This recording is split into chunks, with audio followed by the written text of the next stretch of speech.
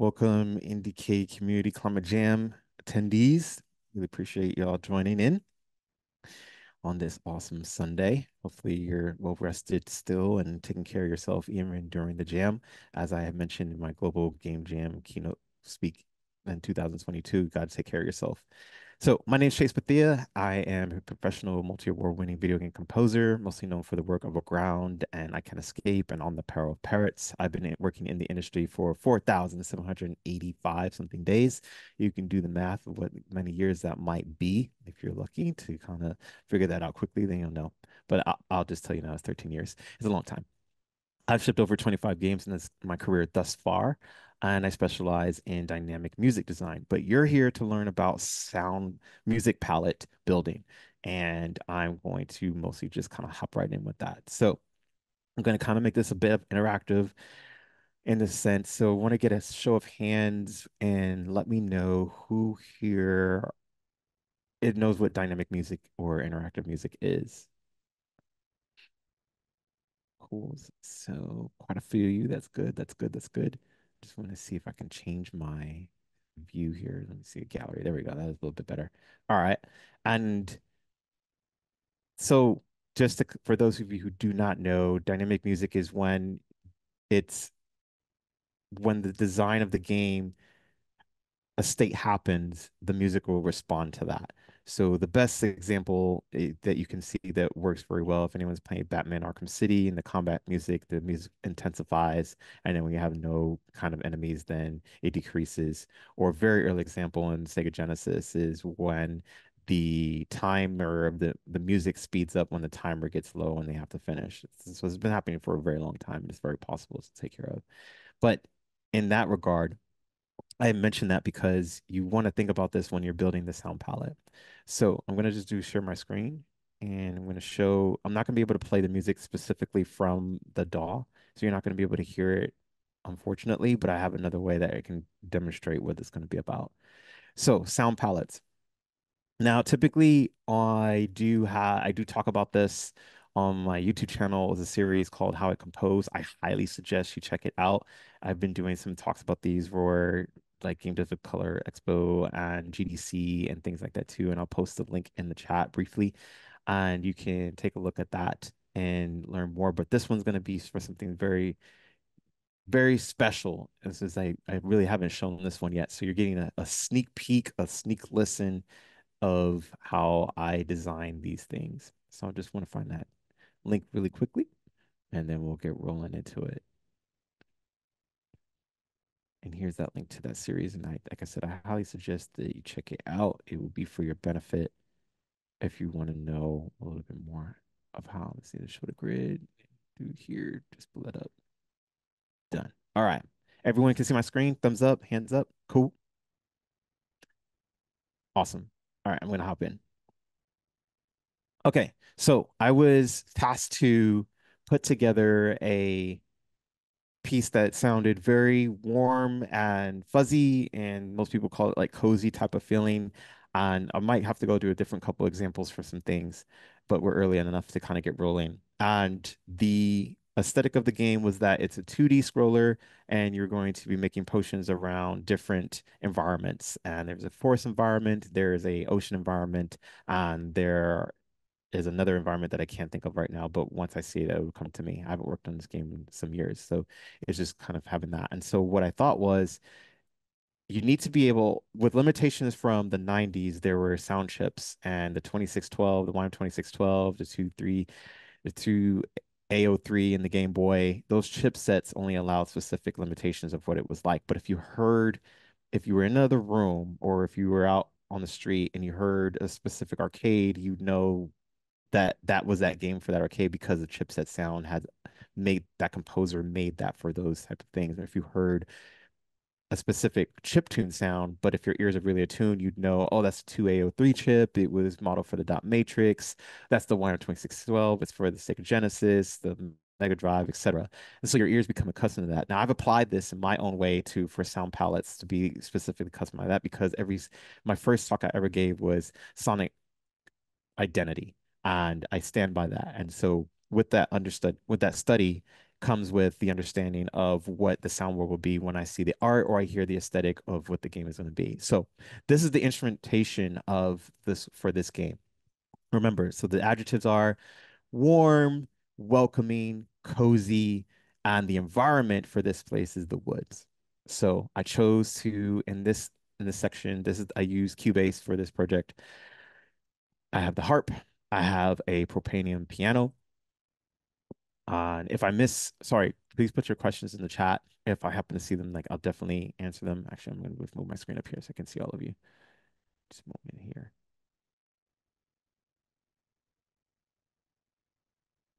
There we go. All right. Now I'll be able to see your questions. I can do this. So I have a propanium piano. It looks like this. It's from, I think, 8Dio. And I have, did I play, I didn't play any native flute. That's not here in this arrangement here. I didn't play any uku drum. Now, the uku drum is something that it's an instrument of my own. And I play my own instruments that I own a lot. I just actually just got this guitar right here yesterday. I'm really psyched about it. It's Yamaha. I don't play guitar. I'm just going to figure it out. It's going to be great. But the uku drum is a ukulele and a drum. And I had this ukulele that was brought to me by a good friend, and she went to the Philippines, and it's not the best to play. But the way that it's shaped, I would realize I can make some kind of percussion out of it. So I call it the uku drum. I have the kalimba, I have a cello in this piece, and I have a clang synth type of instrument. And now here's a different one that I've made, and I did play this one. It's called the coco drum. And this coco drum is actually a kalimba that's made. I wish I had the instrument. I could probably just grab it after or something maybe in between. But it's a kalimba, but someone made it out of half of a coconut. So there's a video I think that I have, and I'm just actually just knocking on it. And that's actually a really prominent part of this area that you'll hear because, and that's what brought the identity forward into it. There's a bit of some sequencing drums and Rhodes piano, and I have tongue drums. If you're not familiar with that, this kind of look like those things. It's kind of like a mallet type of percussion melodic instrument, and really big music box. And I have the bass. It's actually a bass guitar. And here's one I have is the harmonica. And I own several harmonicas typically because each harmonica has a specific key. And so it probably won't play through the thing, but and I usually am wearing I have a necklace harmonica as well. And so I actually played harmonica, which was another sonic identity part of this too, because it just made sense to kind of give it that welcoming home feel. And then this is another synth, and that's about it. So in all, it says I have 40 instruments, but I'm not playing all 40 instruments. So what is that? Three, four, five, six, seven, maybe 20. So half. Just to create this entire type of feeling for that. So again, the well, I'll ask you, does someone remember the three adjectives of what this is supposed to be so I can kind of know that everyone's kind of following along, understanding the building the palettes? And we will raise your hand, and I guess you can unmute yourself. What are the three adjectives of this piece to building the sound palette of this specific area? I said three different ones. Yep, warm. Annabelle says warm. Missing two more.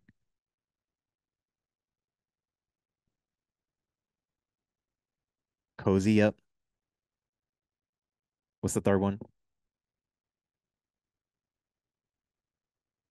It could be like two different ones, but I'll give you a hint. It starts with yes, welcoming. That was it. Good job, Trey. Those are the three. I was going to say the hint with it. So, with that in mind, now I should be able to play. I'm going to play this really briefly. Let me know if you hear this.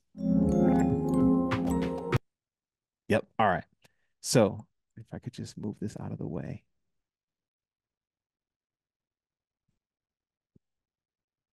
Somehow you could do it. Yeah, let's move you here. Perfect. All right.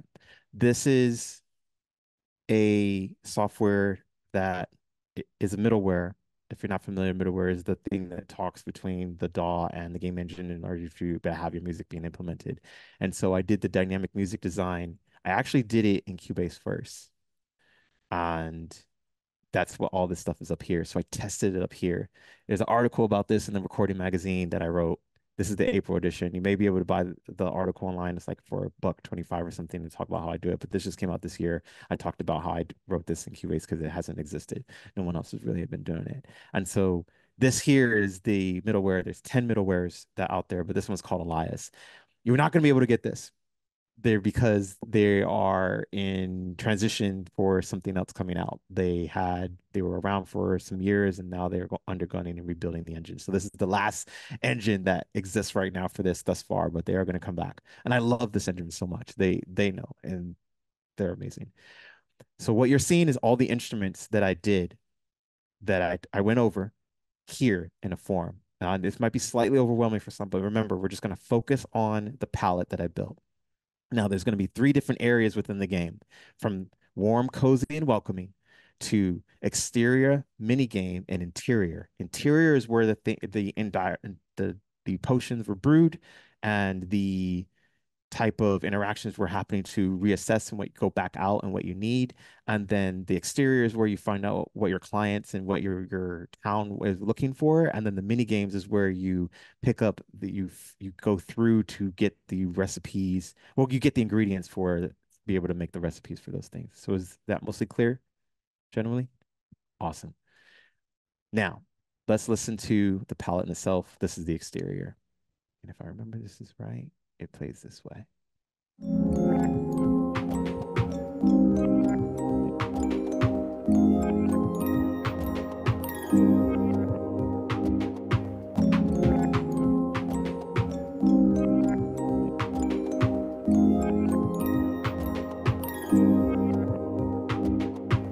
That small loop is going to play with a specific set of instruments, but you're now going to always remember there's a music box playing. Whatever's playing is going to highlight up here. And these rows down here are going to just match different levels based off of what I decided it to kind of go through in transition. We're now going to play through the entire music piece in non-linear form. We're going to just pretend that we're in the exterior talking to the different sounds, animals. Then we're going to transition into another area. We might go into the mini game. We might go to a different part of the mini game. We're going to exit smoothly out of the mini game because I remember how this game was played to the exterior and then into the interior, interior, into exterior. It's a lot, but I'm not going to talk through it. So just follow along with me.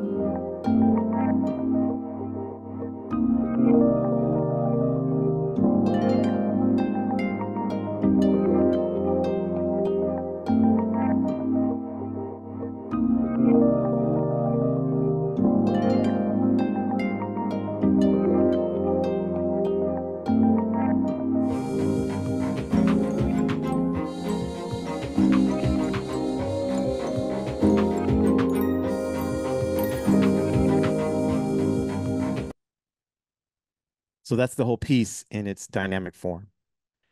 So did it feel welcoming? Did it feel cozy? Did it feel warm? Thank you, Jade. So that's how it kind of comes together. Thank you, William. Yes. So the instrumentation of how you put it together is Atharva. Thank you. Yes, exactly. That instrumentation is what creates those things. So I guess you're probably wondering, well, like, well, how will I figure that out? Well, number one, you gotta have experience playing games. And I have a lot of experience playing games. Oh, over 800 physical copies of games. I've been playing games since I was 6 years old. That was before mostly like an instrument people would like pick up. So, did hopefully you caught the Coco drum. I picked up the harmonica so you could see where that was. Very light, very soft. Does it need much? I think that was only here. This is, and now you can see where I have it in sections of exterior one, exterior two, exterior three, the interior, the mini game. I do apologize. There was a ending of terms of how the mini game finishes, and I don't think it was in the right session that I pulled up. So that's kind of like just like looking for it because it's really this part right here. Uh, I can probably just find it really quickly. Just let me just give me a second. I I think it's very important because you want to end it with a solid end when you're doing the sound palette so that you have a full round of knowing, okay, this is the player at least knows this is how it kind of finishes. Let me just see if that actually would work. I'm going to stop the share really quick, close this, move this here, and see if this opens up. Any questions so far while we are doing this?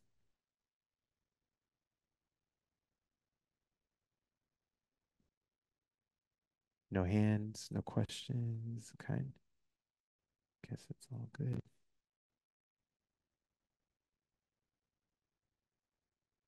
Just want to put this in here.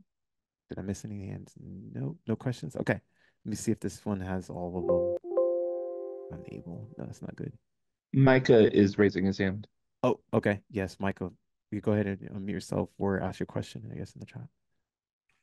Uh, yeah, I'm not sure if you'll go over it after this, but I'm just curious how. So you just kind of played everything through in one like go, like all the tracks kind of back to back. Kind of, yeah. I played everything in terms of how it would work within the game.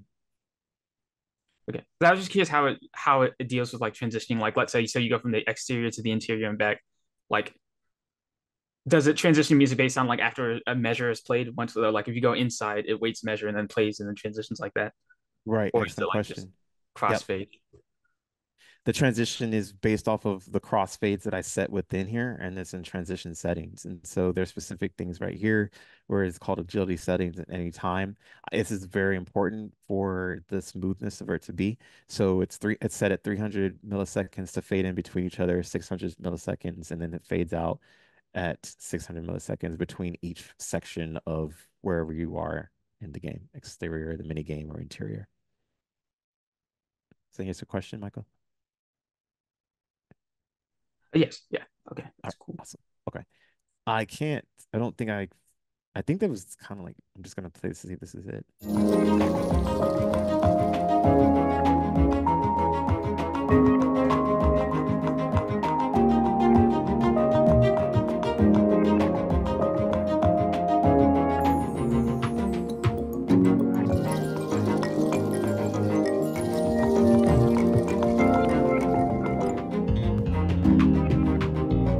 We see how smooth it kind of crosses over in between, but it's such that's where this is the magic here that happens. And then you have to create action presets for it to go into Unity and so forth. But this is sound palette building. I see a question here from Jade. I'm curious as to know how you find instruments you like, not even in the context of making a song palette, but just generally excellent question. So let's go back to this. So, like I said, I have instruments lying around. I figured I can't play that kalimba thing, and I knew it was going to be too hard and harsh. It wasn't going to fit into the cozy realm. It was going to take something out. It has a strong accent and transient. But when I was knocking on it, then it was like, oh, okay, this kind of fits into that sound. So really my ears just tell me I like it. I put it in there. I hope for the best. Typically it works and then everyone likes it. But I've been writing music for over 20 something years. So I just understand texture very well. And I think that's typically like how it comes together. But I also think about adjectives that go along with things, along with a lot of experience of playing games normally. Some experimentation and more instinct because again, it's mostly I hear it here before I hear it orally out. So I usually know, for example,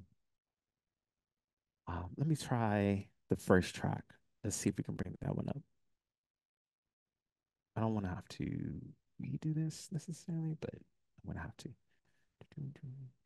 And more questions about sound palettes because really I've kind of gone over what this one would be. I can do I do like one more, but if you still have lots of time, I like we're going to go like for the full hour. But let's do Kingsport. It's not the first one, but this will probably answer the question in more succinct fashion.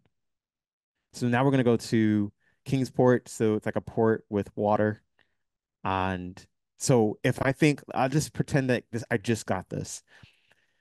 So I'm going to pretend I didn't work on this game and I've just got this. And I know that I just without pulling up the session for what I'm going to see, I'm just going to go off the top of my mind to see if I haven't looked at the session for Kingsport since then. I'm going to think water. I'm going to probably think ocarina. I'm also going to keep the palette that I know I already had. So I'm going to have some kind of percussive shaker of something. So rattles for washing of the shores. I'm going to probably have a harp as well. I'm probably going to have the harmonica still. And I'm probably going to have some kind of soft drone synth to kind of give that feeling of I need some kind of wind because when things with water they go together. So I'm probably have a wind instrument. So it might be a clarinet, it might be an oboe, it might be a English horn, and I'm gonna pick one more instrument. Oh, I'm gonna have if I'm thinking, I usually start thinking about regional instruments. So that's a big one. So then I think, oh, okay, well, if we're on the water, maybe I'm thinking Hawaii. So then if I'm thinking Hawaii, then I am probably thinking the ukulele, but I don't have a ukulele. So maybe I'm thinking of a guitar and maybe I want to put that in there. Maybe I want to do the tongue drum. So this is all like what I'm hearing. And then, yes, comes the experimentation. So it's a bit of both. So Micah's got the follow-up question and about the transition. Are the various other tracks playing in the background but muted? And when the crossfade and continue from where they left off, or do they start from the beginning of the track when they're crossfaded? It's a great question. I believe they are. Let's find out together. Like I said, I haven't opened the session in a long time. For themes, transition settings. This is where the answer is. It's not necessarily muted, they're just not playing unless I do need to mute them. And then there's some sections that are silent. But there are some things that are intentional and not playing. So if I go back to, if you look at the arrangement, this is called a vertical and horizontal arrangement because vertically it's playing from left to right, but horizontally is actually how what's going on. So if I had just did this section here, this is all that would play in the loop form. Then if I just did this section here, this is only that will play. So it's not necessarily, you don't see anything muted. It just doesn't exist. The C exterior 3 is the one that I'm highlighting. Oh, you can't see it. I'm so sorry. Thank you. I'm so used to streaming this process on Twitch for the past 12, 10 years that I'm not used to stopping sharing. It's usually just the window's up and it's there. So I have to get a little bit more familiar with this section here. Okay. See section exterior 3. Can everyone see that? Okay, cool. And then, so there's nothing muted. It just doesn't exist. So all I have to do is just export what's happening from a linear form here out. And then that only is the section that's going to play, which will be in this form here. Oh, you can't see that. Sorry. I'm learning, which will be, and now we're going to transition into the Elias one here. So hopefully that answers your question, Micah. Okay. All right, let's hop into Kingsport. Let's see how well I did about guessing what I thought. I said, oh, I didn't choose pan drums. So pan drums is there. Harp, I did say that. Accordion. So that's interesting. I must have been thinking about, oh, because it's a port. So I was thinking ships and pirates of some sort, but there are no pirates in the game. Bass that comes from just having some kind of foundation, log drums. So that's kind of like the tongue drums, a synth, marimba. Okay, so that's kind of also with log drums. There's another synth, so that's kind of a dual layer. Some drums that would make sense. Choir horns, that's very interesting. And the lots of harmonica here. So I did say harmonica. And because you can play it anywhere, but there's also, it's funny because this harmonica says marine band. So that already gives it away in terms of being on the port. Tambourine, I said some kind of percussive thing. A Stroh violin, so I must have been thinking some kind of rustic type of period with ship things. A tongue drum, that's a layer in terms of pan drums and it being sounding water vibe. And mouth bubbles. Okay, that's me. That's so there are bubbles, which I don't know what those are yet, but there's mouth bubbles. So that means I'm making them with my mouth, and that's a me thing. I would do that. That just comes from being creative. What else can I say? So the same type of layout, exterior to minigame to interior. Are we ready? Let's do it.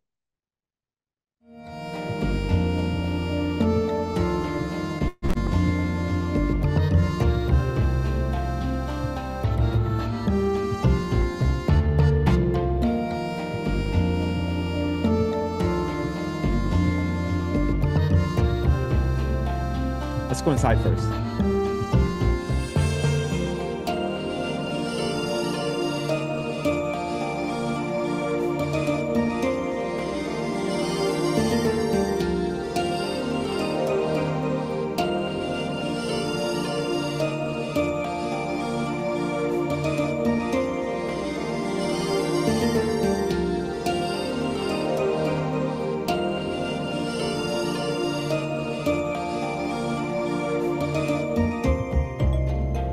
That's smooth.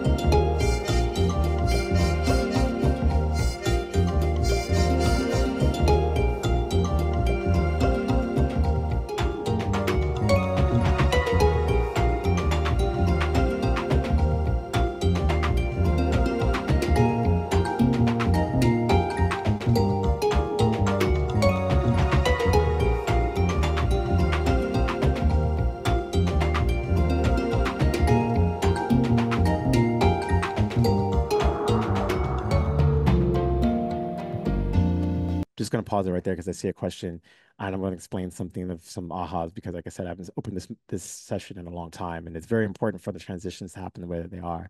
So Annabelle is asking, do you live record the instruments and combine them later with the synths? or is everything MIDI? No, that's what I was mentioning before, is that the harmonica is live, that coco drum is live. That's a real instrument. I knocked with my fingers and my knuckles for that mouth bubble stuff you heard is my mouth. So these are the instruments that I have. And then everything here, like if you're seeing it in MIDI form, excuse me, you're not seeing the DAW. I apologize. Let me do it this way because I know which one. The Xenology is a synth instrument, to MIDI. The marimba is a a virtual instrument. The M1 is a virtual instrument, but the what is it called? Oops. Like I said, the harmonica live, mouth bubbles live, and in the other piece, there was three other certain live instruments. So these here are the new. I was there. One of these was really smooth and the other one wasn't. And then I realized as I got through the different areas, I started with one track and then I got to Mana Woods. And as I was learning the middleware better, I realized the transitions could get more intricate. And so as you can see, these crossfades based on how you write it was different from the others. And so this one needs a crossfade of 2,500 milliseconds in order for it to be right. But also the biggest thing is that there's something called stingers, and that's what allowed me to go from this mini game that was here, but smoothly enter out of it from the specific mini game part two into the exterior. If I did it part one, it would sound kind of off. And so that was very important. So let's try it from where we were. We were the exterior, and let's try to go into from the exterior into the interior because I think I just jumped right in.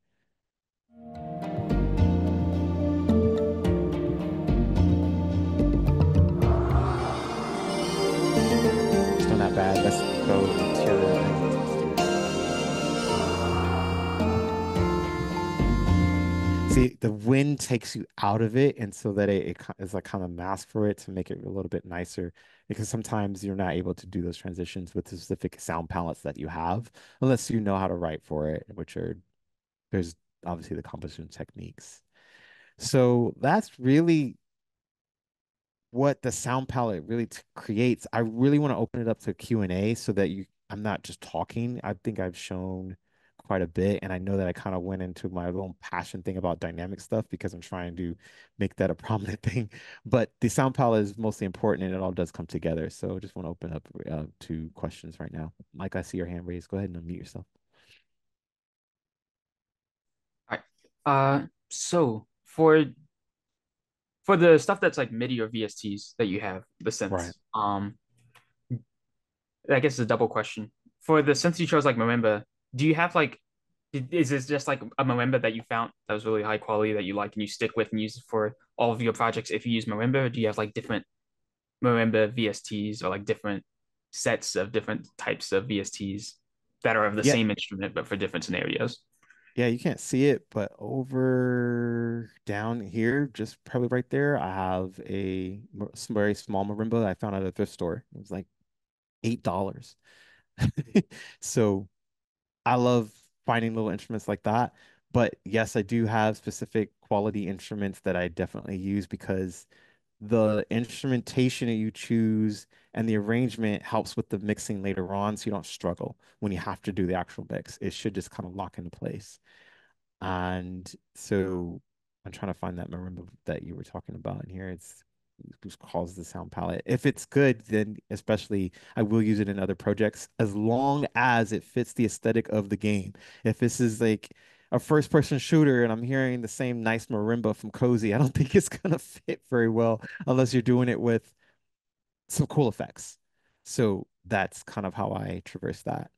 Don't see that marimba thing here, but I think I can kind of show you.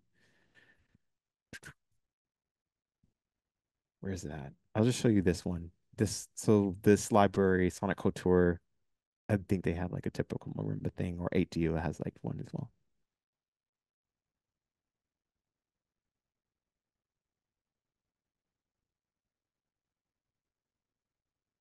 Next question, I think Trey. Hi. So when you're picking your instrumentation, do you ever draw upon like existing ensemble types? So for example, this was I forget the title of the area. It's like something Kingdom. If I were Kingsport, to yeah. Kingsport, if I were to arrange something for a kingdom, I'd think of an instrument. I'd start with like an instrumentation that's more regal, like a brass ensemble.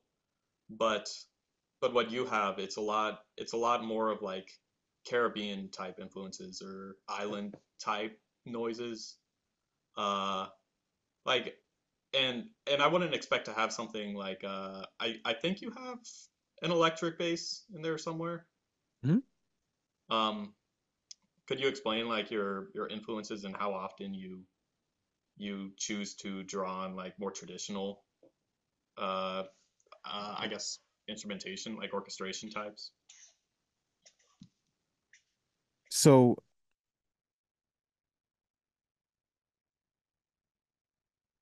it comes down to the game that you're doing. If this is going to be, if the developers and we're all sitting together and we're saying we're going to make this game, and I want it to be like Legend of Zelda. Okay, we all know what Legend of Zelda is. We know that it's going to be fanfare type, which means fanfare equals brass horns, which equals some kind of orchestra type of thing. And if they don't want to deviate from that, and they definitely want that, I would have to create that, which would be an orchestral palette, which is typically what you probably thought what this is going to be. And I'm sorry, but that stuff has already been done a million times. And so what I've been trying to showcase is that you're not going to be always, first of all, we're going to be moving out of that very quickly. Even Nobuo Uematsu, one of the highest video game composers that people attribute to, he's even said video game music is very stale. And I concur with him, and I have my opinions about that I'll be releasing in a blog later. And that's because orchestral music is you're not going to be doing anything different than the past 200 years have been done. It's already done it a lot in the past 20 years that it was able to be on consoles for. And then you go from something else. And so I think Williams is also likes to use string instruments sometimes. Right. It just depends on like the ensemble. And so the difference of the inspiration just comes from really listening. And if you think about, I'm going to go back to the basics. If you think about Super Mario on NES, it was done with a chipset limitation. But can anyone tell me what that instrumentation influence came from? It's a very specific genre. Can anyone tell me?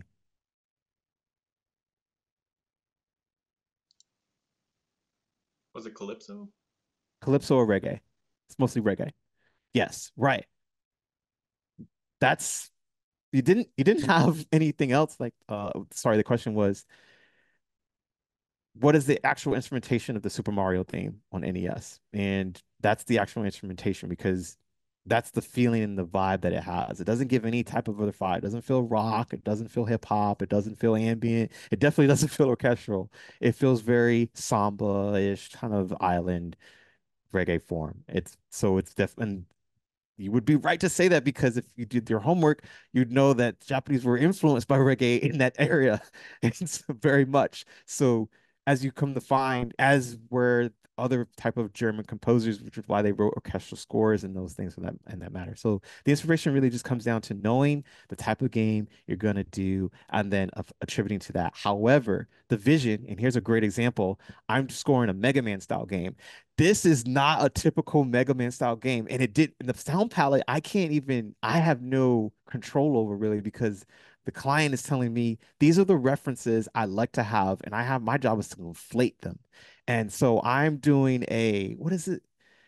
I don't even know what this is really, but it's not your typical Mega Man style game. It's not rock. I can tell you that. It's not techno, upbeat, not very electronic-ish type. It's very different. And because my sound is very eclectic, this is kind of how these things happen. But that's the fun part about it because games really aren't very cut and dry either. You have top downs mixed with third person, and then I forgot like the typical things. You have strategy mixed with some other type of genre. So it only makes sense that the instrumentation would follow. Does that answer your question? Yeah, it does. Thank you. Awesome. I see the one in here from Jade. I don't want to miss this one. Is what are you looking for when mixing for something like this? How in depth do you get with it? If I do it right, Jade, I chose the quality instruments that I could get. Then if I know it's not quality, and this just comes from a lot of experience, then I just don't use it because I know down the line. I went to audio engineering school for mixing, so I know like the process and backwards and forwards. So I know okay, it's kind of like when you're recording something, you have to have a good player first. That player would have had to practice a lot of hours. A good practice with the good player leads to a good performance, leads to a good session recording, which leads to a good mix. It's the same type of process. So I don't have a player necessarily unless it's me or I hire someone. And then, so I have good instruments, it's quality, they were recorded well, which is why I'm able to have that. Then I do a good arrangement. And that's where that orchestration comes from in terms of knowing what textures fit and don't fit well, or when if you want to go against the grain, being prepared to go a little bit more in depth in terms of that. Let me see if I can pull up the mixer on this and show y'all. Do you see this mixer? Is that showing? Awesome. I think I saw a head nod there. Okay, so these are groups, but if I take it off of groups and I put it to the instruments, it's going to blow up. Boom. Well, actually, it's not terrible. So that's probably because it's not showing the MIDI. There we go. But it's not too much MIDI. This is what's important. So these are my inserts. Not too bad. This is actually pretty good. And to be honest with you, I have to remix this. This actually isn't the best mix. I actually have been listening to this and it's been on my list to kind of get back and it can be better. This was good for when the game needed to ship, but now in terms of where I want to take it, like it could use some sprucing up, and so I have to go back and think about what that's going to take. And it could take. I don't usually try to do longer than 3 hour mixes. Ears do have fatigue. Your senses do have fatigue. You know, you're looking staring at a screen too long, you get headaches or your eyes, get tired or things like that. So I try to be cognizant about that. But if I do it right, and I typically write within a couple hours to 4 hours of a piece, then it shouldn't, it just depends. But I usually would take a break and then come back fresh, make sure it's all right, have everything going, have all the stuff pan while I write. I sometimes mix while I write just because kind of push through and yeah, kind of get it going from there. A couple quick plugins, I guess you can see. For the piano, I have this mod plugin. Then I have this proximity. This is a free one if you want to download that, if you can find it. And so what else did I have on here? For synth, I guess I have like this little small, this is just, it's not even like a mix plugin, it's just an effect of some sort. For the bass, I have an EQ and I have a compressor. Light stuff, very light stuff.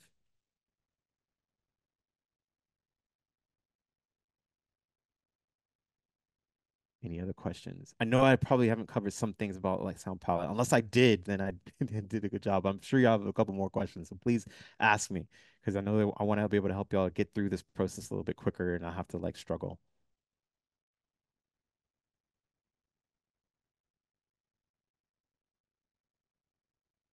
Michael, you have your hand up? Yeah, I mean, I have a bunch of questions I could ask. Music is my main thing, so, but, hmm. Uh, I was looking at the mixing. I guess I got a question about like the way you mix. Okay. Is there like some basic, like since there's many details you go into with mixing, like is there some basic like rules to follow when it comes to mixing audio? Um, I guess that's not too broad of a question. No, I try to stay away from rules to follow because I never really did follow the rules when I was doing it, and it caused a lot of it cost a lot of time. So, but I learned. But the thing about it is that that's I learned, and I think there are templates to follow. Things I know that you really shouldn't do for sure, I guess, is one thing I will share, my mentor had shared with me many years ago, is that you want to make sure that you're gain staging. Do you know what that is? So was that last word? Gain staging. I define it. Yeah. It's where, see how these faders are up and down and all over kind of the place. If I enter the instrument, let's see if I could do this here. If I enter the instrument here and I said, oh, let's just do this one. Be good, be good, be good, be good, be good, be good, be good. Okay, thank God. All right. So where did it go? Doesn't matter. See that instrument's at 0. Right. Gain staging is you want to bring that down, that fader down to -6. because if you start writing for that instrument at 0, you have nowhere else to go. There's already the threshold. Mm. This will keep your mix in balance for the future, and it will also give you a lot of what we call headroom.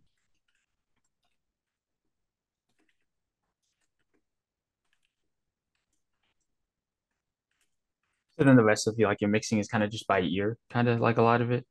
Yeah, a lot of by ear, but it's not by ear through my own music because a lot of the music that I wrote didn't exist. So I had to listen to a lot of different styles of music to know the different styles of mixing, which is a lot of hours of listening. But thankfully, I grew up listening to a lot of music overall, so I don't have that. I didn't have to work. It didn't really click until after I went to audio engineering school, but once that happened, then I had to listen with more intent, and I had to get my ears accustomed to what instruments sounded like and where they should be in order to kind of make it cohesive.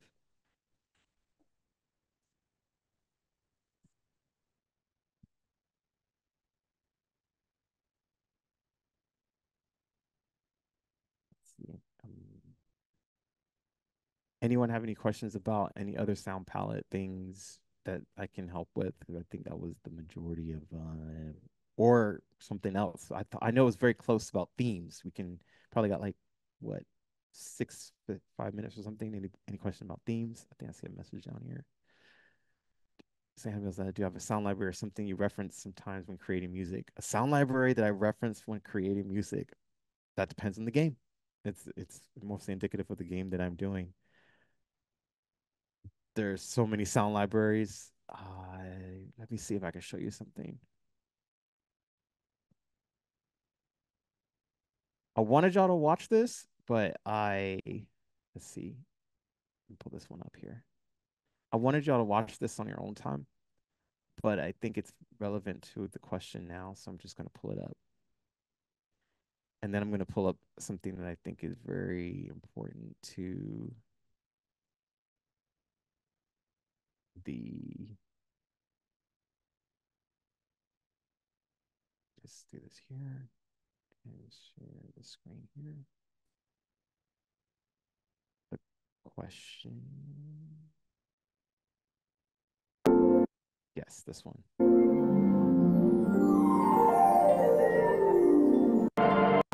Hi, I'm Chase. Yep. Okay. This is the other thing I was going to show, but it's just going to be really quick. There was anyone knows what a sound asset list is? Asset list. She is no. Oh no! We saw that time to talk about sound asset. Okay, really quickly. Everyone should have lists when you're doing any type of work with any type of game. This is very important in order for you to give me a second here to come up with what's needed for the game, and in terms of what sounds are needed, what music's needed, is where you can kind of write all your ideas. I'm trying to find this thing here. I think this is going to be faster. It's not going to be totally relevant, but it just might make a little bit more sense. So I have this thing here. This is what it looks like. And this is what I created. And these are the templates. And so you have your durations, you have your formats, you have your descriptions, and then milestone dates, etc. So data, no, not that. References, instrument palette. So here's where I do a dump of like, this is answering your question, Annabelle, of where I do, okay, this is, and it started with the project Questlike Pocket. I want these type of instruments for this because it's going to give fantasy feeling. And it's just me going down a big list of my sample libraries and then putting them here rather than doing them in the DAW. Because when they do them in the DAW, I get so overwhelmed and I just can't find and think everything because everything looks the same. But for some reason, looking at it on the computer screen and then putting it on this, I can see it and I know exactly where to go. And it's just how I work, and this is how it's worked. And actually, this is what spawned how I end up making the majority of like this type of piece for this fantasy Monster Hunter world. So I have this tech. I go through this kind of thing, but I'm going to pull through in like the percussion layer now.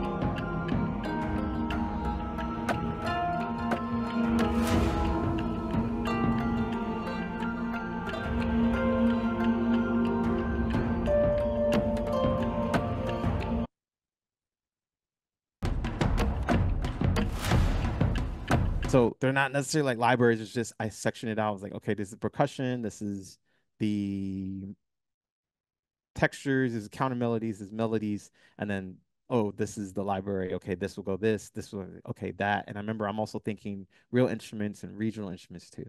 So hopefully that answers your question, Annabelle. Out of this, and also asset list sheets, you definitely should have those too. Michael, is your hand still raised? You have another question? Yeah, since I just saw I got a Oh, question based off what we just saw there. So, okay. um, so it's like you said, there's a lot of sound libraries. So like, where do you start when it comes to acquiring like building up all these sound libraries over the years? Like, I I am a very, very curious person. I'm a very good researcher. I think about something, I wonder if it exists, and I look for it, and I don't stop until I find it.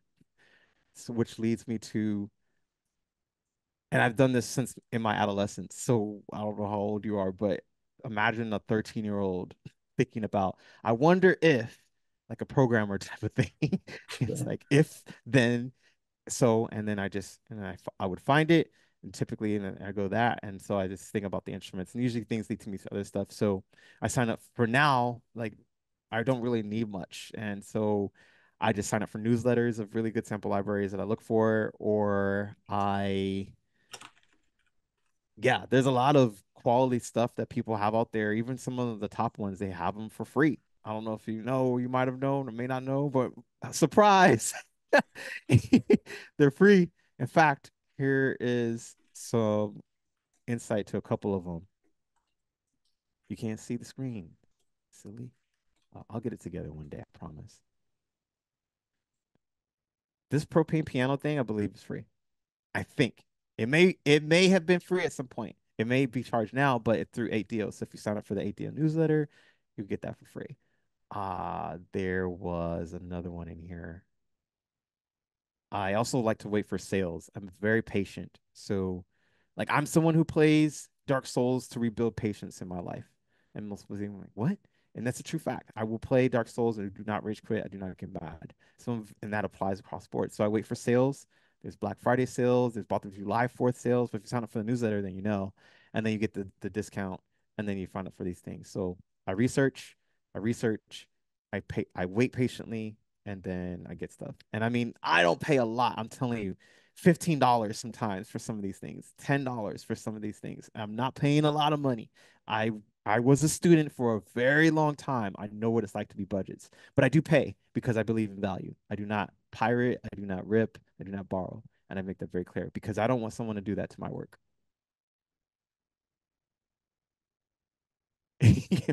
Sorry, so due to radiation. I'm sorry, but yeah, I'm an enigma for sure. Yeah, it's I'm gonna Trey and then back to Micah.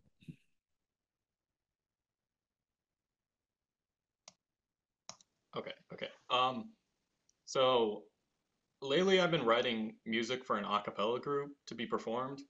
Nice. So I'm like fighting for questions I can ask because it's not related to sound palette at all, since it's like, you got the four vocal parts. You're not going much beyond that. There's no flutes or piccolos. Um, but one thing I can ask is, are there any good like sound libraries or like VSTs for vocal stuff? Because when I write my music, I have to use piano roll because all the vocal sounds are like ahs and oohs. Like there's no D, there's no front, there's no like attack, and that's like really important when you are pretending that you have vowels in your or pretending you have consonants in your music. Yeah, there's a couple, I believe. Let me just stop the share here. Let's just do it together. And this is going off the top of my mind. And when I remember, I gotta pull you back up here. All right. There used to be this. So number one, there is this expensive one, but you asked, so I'm gonna tell you. Oh, it's not that bad. It was $600 when I knew about it. It's still $100 less. And this was when I knew about it. It was many years ago. Oh no, yeah, so 249. Again, I don't know about budgets and stuff, but this one is very, very good. Another one is very old, but it's still very solid. It's this one. Sorry, I should We probably put can't some. see. Uh, I am in the mode of streaming on Twitch, but thank you. There you go. And for the mess up, whoa, what's going on? There you go. That should go there. Bella de Media had some really good ones as well. As I see, Diva by Design, #1. You might want to check that out too. And then there was one by Impact Soundworks, I think called Vocalisa. Oh no, Charisma.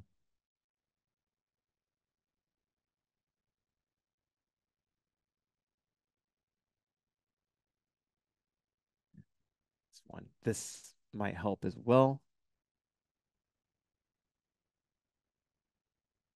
She is an industry colleague of mine. Her name's Elizabeth Zaroff. She has a massive YouTube channel. Oh, $69, not bad. This was, I think it sounds familiar, this Enchantress one. These are the three I recommend, at least to kind of get somewhere in inspiration form. Hopefully that helps. That's on top of my mind. Thank you. You're welcome. Micah. I accidentally left my hand raised, but I did have another question anyways. So, uh, and you kind of answering it actually. I was just gonna ask, like, since you brought up newsletters, I started signing up for them. Like, what are good websites? You brought up like Cine Samples and Impact Soundworks. Like, what are good sites for like Uh, for what for like specifically? for like the VSTs and yeah, VSTs mainly. Very broad. Can we narrow it? Uh, hmm. Well, let's see. I for like a specific instrumentation, I guess you mean like to narrow it down to that, Yeah, because or if I'm gonna go like on the round of VSTs, we'll be here for like another 2 hours. oh, true. So mostly traditional instrumentation like woodwinds and like strings. Oh, well, basic orchestration stuff. Okay. Yeah. Did I do this already? I'm trying to remember.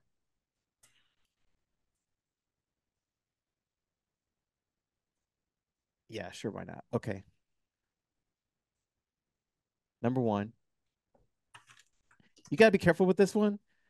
I don't recommend Sound Paint. It's a very hard engine to deal with. They did this weird thing. I think I narrowed down how this came about. ADO is the company. They've been around. They're very solid. They like #1, like Majestica, love what they've done with that and things like that too. But just make sure you're getting the ADO instrument and not the, ooh, what's this? You're not getting the Sound Paint stuff unless you're competent to figure it out and do all that stuff. I don't have the time anymore. Stuff doesn't work. I just move on. But oh my gosh, right now, y'all should be going to get this 1928 Steinway piano. I do have it. It is amazing. It does sound good. I do own the Polyphon. We should have did this for the Sound Palace. We should probably put it together. I Free Angels is amazing. Great guitar sound. I've used it on an award-winning soundtrack from the Parallel Parrots. I layered it with another guitar and it sounds great, which I built on my own in terms of virtual instruments. Free Radicals, I would get that. Free Home, I would get that. Free MSR, I would get that. I don't have songwriting guitar, but why not? You can noodle, just get some ideas. Smiley Drum, I do own that. That was okay. But yeah, I just went straight to the top and got that. I know you're asking for typical instrumentation, but some of these things will kind of layer will be helpful with texture. Next thing is Project Sam.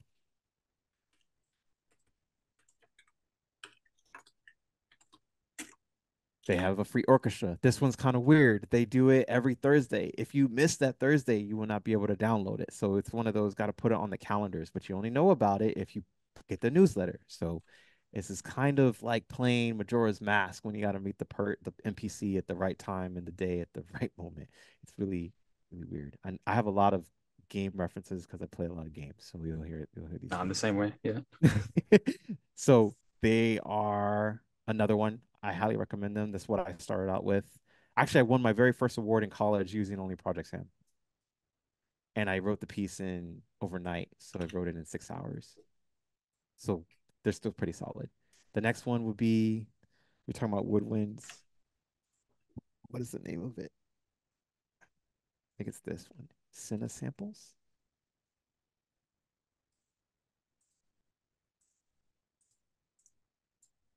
Yeah, they've had a lot of great stuff. I highly recommend them too. Woodwinds and brass for sure. really affordable, 49, things like Cinebrass Industry, 29, 12 horns, things like that too. They've got the whole gamut here as well. That will cover your traditional instrumentation orchestra stuff. I can't think of any. Their Project Sam, I think, had some good drums as well. Oh, I clicked the wrong thing. Percussion areas at the top, left fire. You know what I didn't say? Spitfire. Yeah. Yes. That's But one I just heard specifically about Spitfire recently. Labs as well. Spitfire Labs, if you do not have Spitfire Labs, what are you doing? And also, I'll recommend this one to BBC Orchestra. Can we spell today? I think we can. I think I can. This was, wait, is that the same thing? Sure. This is great. And I've used this in detail as well. So, yep, the Labs panel is great. Yep, use that on a recent soundtrack that I should be doing some more visuals on. I don't need to post these in the chat, do I? Or do I?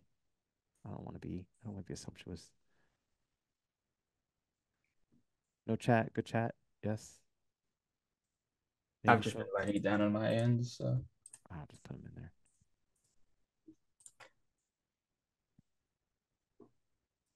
All right. Any other questions?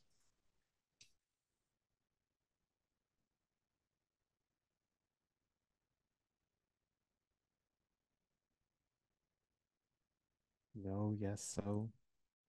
Feeling good, feeling Oh, Trey, yeah, what's the question? Sure. This is probably a really general question. But what's your whole thought process about adding percussion to your music? Does that start at the beginning of your process? Is that at the end? Like, what does percussion add to your music? That type of thing. I've been told that for my music specifically, percussion is my strongest suit, which is what pulls people in. And I strongly believe in that because my belief when I was in college learning about music, probably at a collegiate level, is that you would have rhythm dictation and you'd have melodic dictation. And you'd get melodic dictation wrong if your rhythm was off. So clearly, rhythm is the foundation of all music. So I don't always start it that way. I usually have a melody, but the melody has to have it's not hummable if it doesn't have a rhythm. And I believe in that very much. So I think that's really just where it comes down is I strongly believe in the foundation of rhythm being some form of fashion.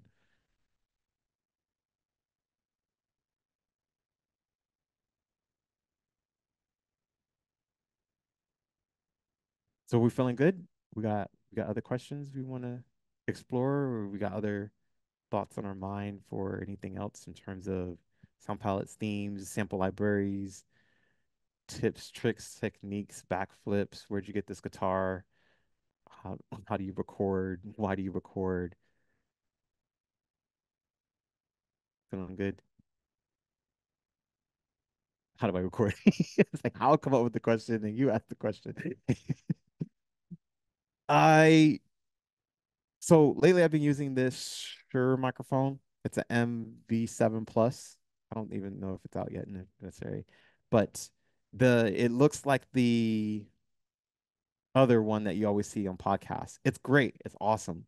Then I have a Mojave microphone and I record through a preamp and into the DAW and I'm not the best performer. I'm working on that because I'm going to be doing more live performances. And so the performance, the practice, and then the performance, and then through that mic into the preamp, into the computer, and then it's recorded. And so I don't really need much. Thankfully, it took me a long time to figure out what the sound I want is. I went through a lot of different microphones. I went through a lot of different stuff, but I also went to audio engineering school. So I got to experiment in school and test all this stuff out to get an idea. So once I was out of school, I knew the process of was like, and I also read books as well. And I'm still reading books to this day. I don't really pay attention to a lot of online stuff because the books really had it properly done. The OGs and the people you learn from and the ones that are really successful and that do mixing for their living, they're the ones that stand by it. Ah, the $1 million question. What preamp? It is the ISA1 Focusrite. And I'll type that in the chat. I went through so many preamps until I found that one. And that one I can say is the award-winning one because that's the one that won the award for on the Parrots soundtrack.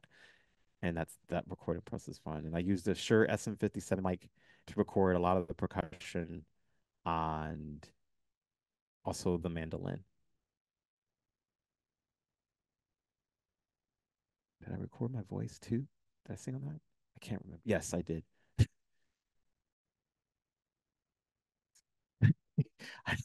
I hard to remember. I got like 16 soundtracks out there. I kind of remember everything that kind of went through. I went through a different process of preamps, like, for sure. I It's not even worth mentioning what they were, but all I could say is invest, buy nice or buy twice. The better you invest in the quality, the more it's going to take care of you. And I learned that from a game audio mentor because he was the one who let me borrow that. And I was like, finally. So, but it's not going to be for everyone. It's just what you're looking for that's going to fit well. Some people do really well with just that Focusrite Scarlet, and they're fine. But that wasn't it for me. And I don't know if it's because I went to an engineering school, so I know what the super top tier quality sounds like. But yeah, that's just my preference.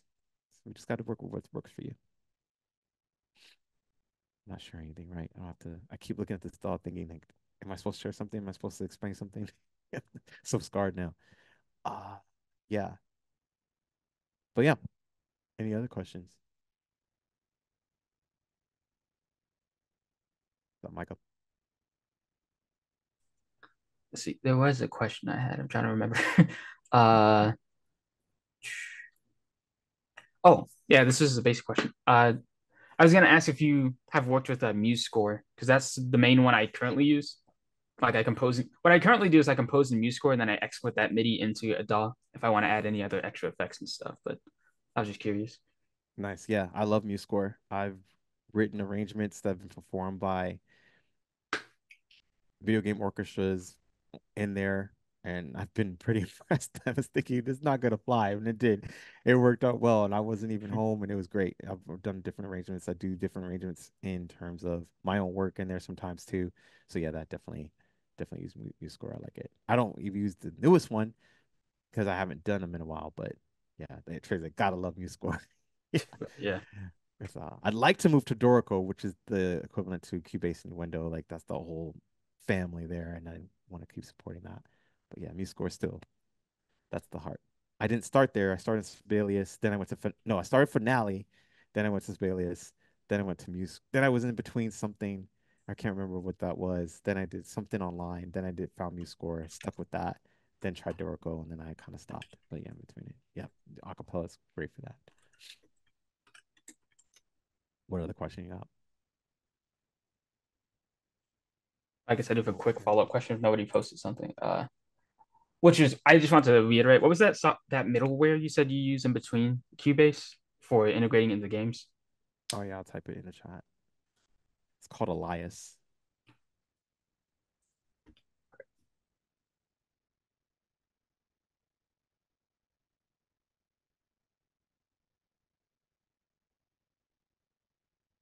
Anyone else got some other questions? Otherwise, Michael is going to continue to answer them. I'm here to answer them. I'm down to help out, like I said, but if it's not going to be much, then hopefully the jams are going well and you got stuff going on.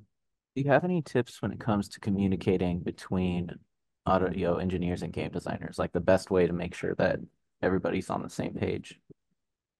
Yeah. You're going to have to ask a lot of questions if there's any type of confusion or any clarity that you're looking for. So typically what I do is if this is a great example actually, and it's going to be in a blog that I'm going to be finishing up hopefully this week, is that the long and short of it is I was writing this piece for Ground Zero, and the feedback was that it wasn't exciting enough. So exciting to me is I translate that in terms of tempo. It says, okay, so usually the trick has always been up the tempo and it works. That didn't work. I added more rhythmic pieces. That didn't work.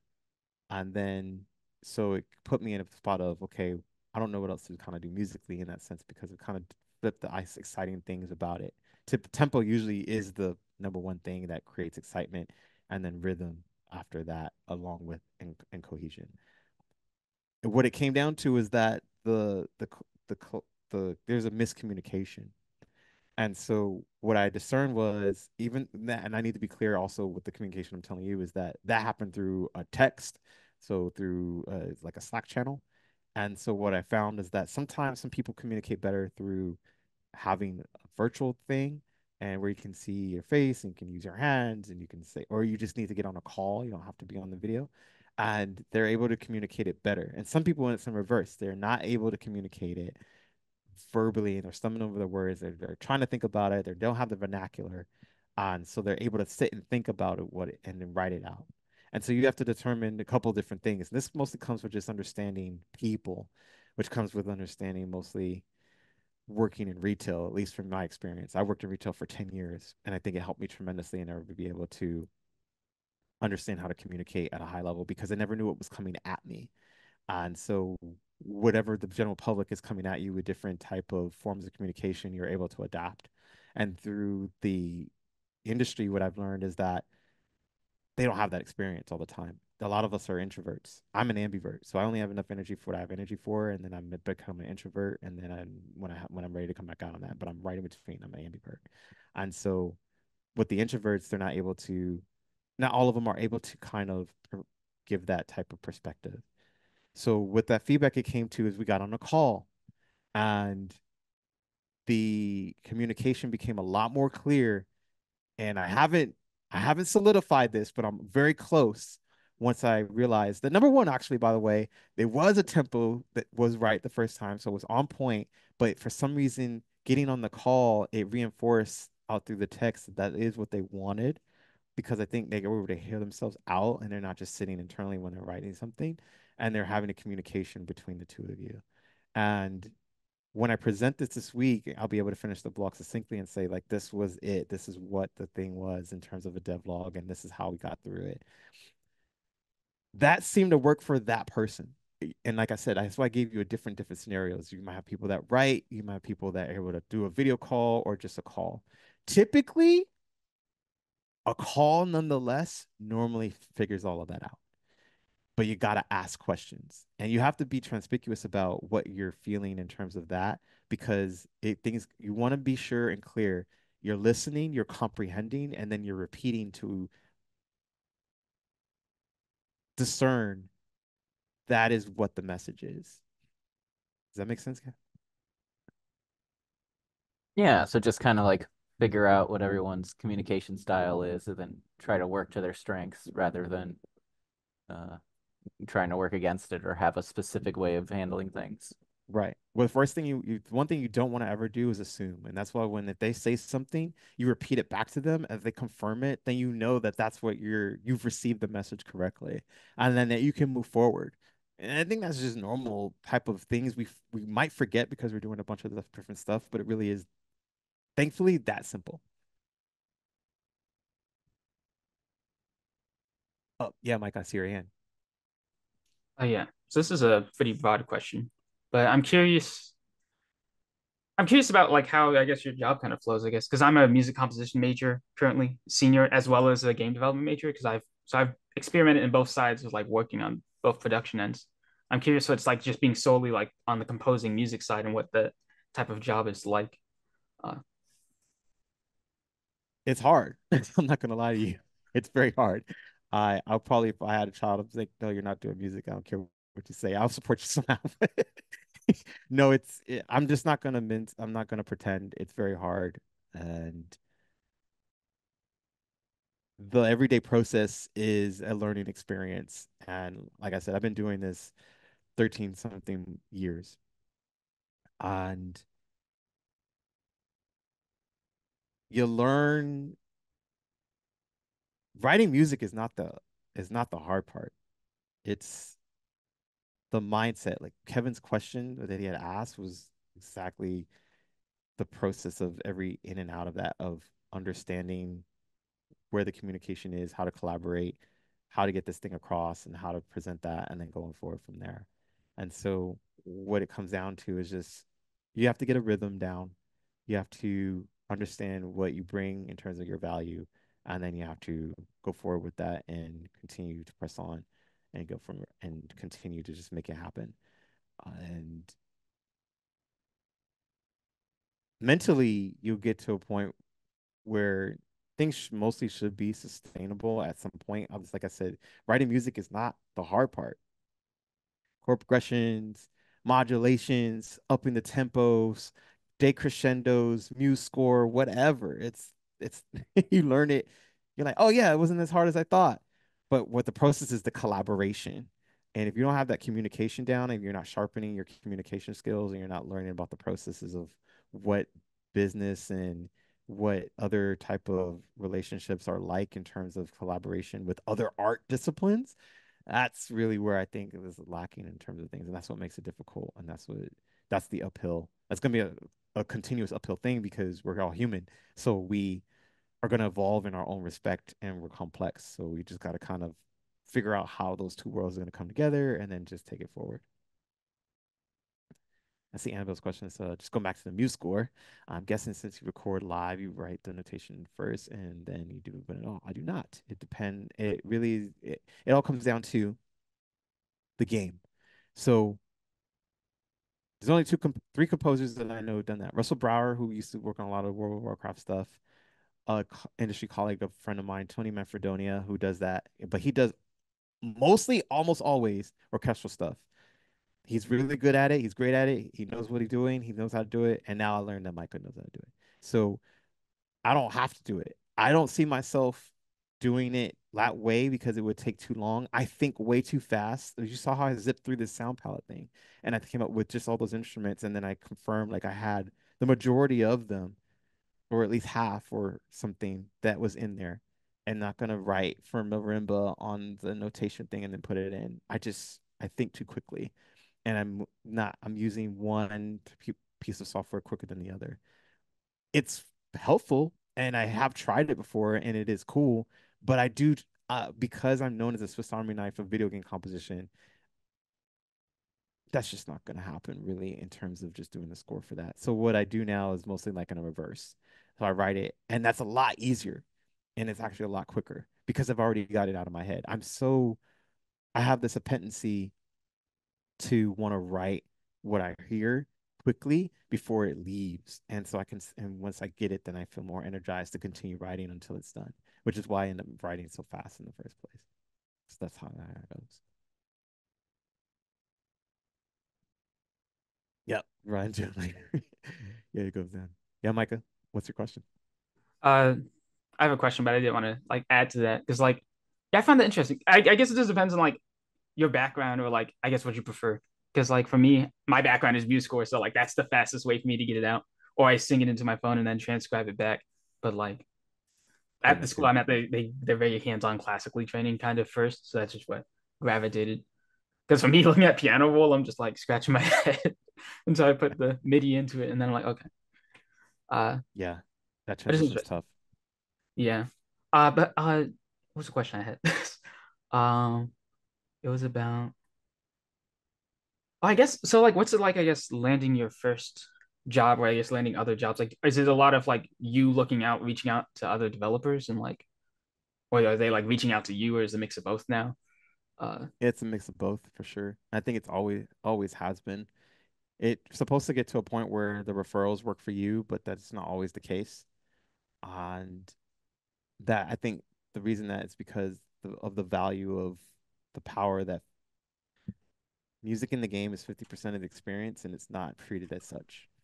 Because if it was, then there'd be a more proper demand of quality things instead of just stuff that people know that they can find for free and then just be okay with it, thinking that it's such a weird mindset because they want people to pay for their game, but they won't pay for the assets mostly that they want to be.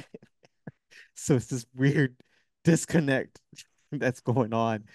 I can't, I don't understand. My mind is, it's a head scratcher for sure. But to answer your question, it's a mix of both.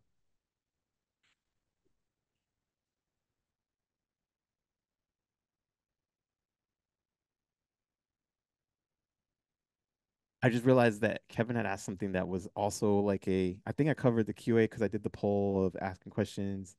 There was the communication between, I think, devs and like other creatives. We did the sound palette, obviously, and I think writing themes was kind of like in between there. But yeah. So if there was other questions, I guess within that realm, I can kind of sort those out too. Kevin said, I've been trying to convince my game design school to have game audio classes. And yeah, so Kevin, you're gonna hit a wall because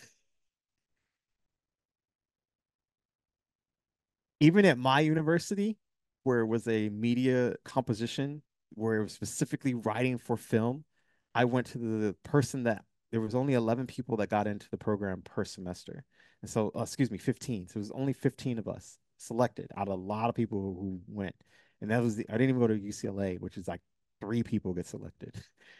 And I didn't apply. So that's why I didn't get in. But it's because it was really expensive. They what is she? The director was hitting a wall in terms of, I was saying, why isn't there a game music program when you have film? And she was hitting a wall with the dean, the director, who, who ran this program successfully for, I think, a decade. And what I found is that there's institutional hierarchy politics, and that's why you're hitting. That's yeah, if you're a student. So imagine they're like, oh yes, tell us your opinions, tell us all these things.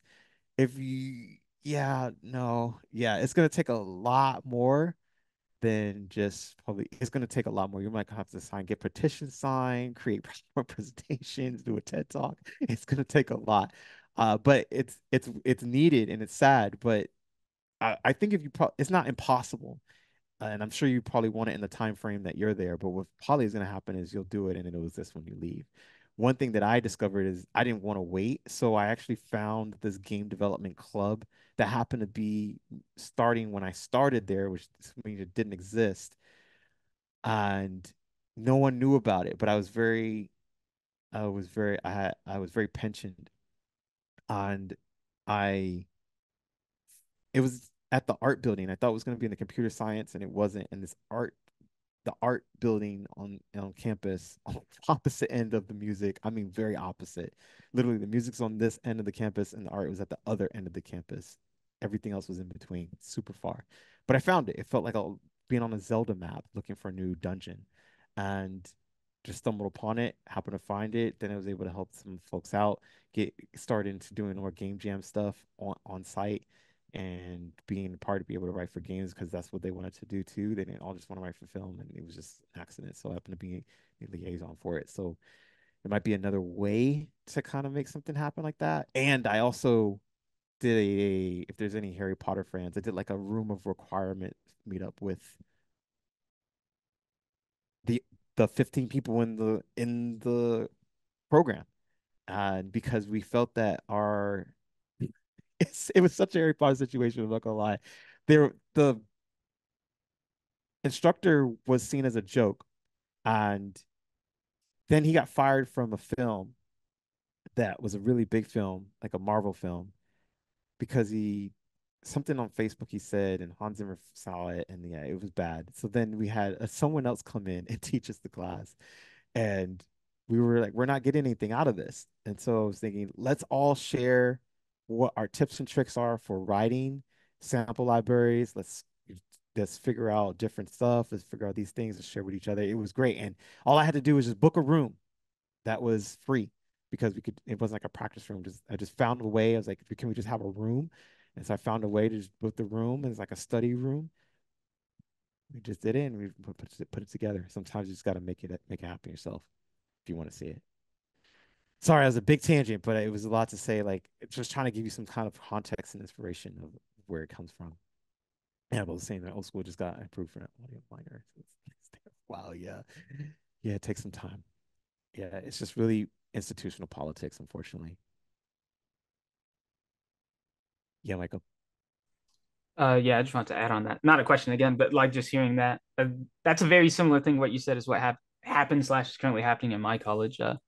Because the whole starting it from a club and kind of building out. Except my college does have a lot more infrastructure into the games industry now over the past 5 years.